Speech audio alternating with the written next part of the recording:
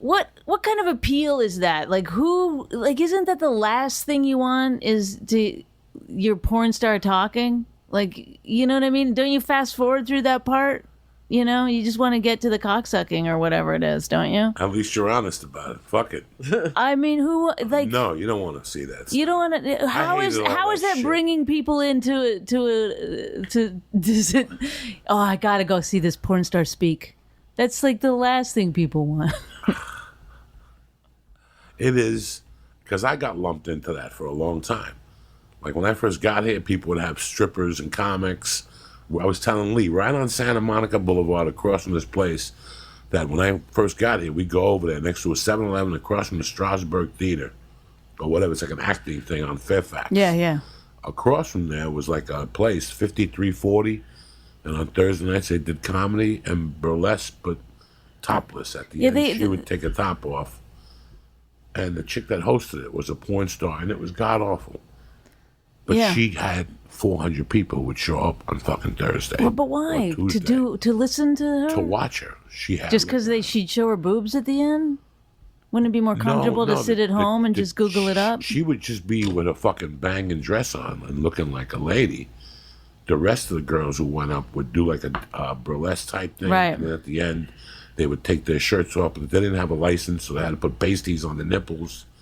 And I never saw the magic of that in comedy. What's the appeal there? But you take the $50 and you pay rent. No, agreed. I mean, listen, they have it in L.A. too, or in New York. There's this friend of mine, Karen Feehan, does a burlesque show where you go and you do stand up, and then there's burlesque dancers in between. It's like great. I'll go do it. I'll do stand up anywhere, anytime, but. I don't get it. At the 3 or 4 year level, I was doing comedy. A strip club opened in Denver. When the casinos opened, a strip club opened to compete with Shotgun Willie's, the biggest strip club in Denver, and they did comedy on Monday nights. And I would go down there just because I read that Lenny Bruce book, and he used to do comedy with strippers. Right. But I remember getting off stage and going, nobody wants to see me. Right. Well, that situation is the opposite, is like you want to see strippers if they're stripping, but you don't want to see strippers if they're trying to do stand-up. You know what I mean? You don't want to see, I don't know, listen, I don't want to see strippers mixed with comedy and no fucking thing. I think I'd rather go to a comedy club and see strippers than go to a strip club and see comedians. Yeah, I don't, Can you imagine, like, if you or I went out and they're expecting to see naked girls? It's the same thing as when you go to a restaurant and you don't know there's comedy there, and then people get up and start. Have you ever had to do stand-up in a restaurant? It's the worst. It's so humiliating. And people are eating. And then they get mad and they leave, and they're like, When I first, you always thank the stars. You don't thank the stars while it's happening. You just say, how fucking rude. But when I started comedy, it was attached to a steak night. What do you mean? It's $15.95 for steak night and comedy night. Oh. Or prime rib night or something. So they gave you a baked potato, a prime rib, and a little fucking piece of corn, and a comedy ticket of $15.95. So when the host went up, they were biting and eating. Oh, so they were eating at the same time? Yeah, they were eating. So everybody's eating. Nobody's laughing. Especially steak. It's like you can't do anything else.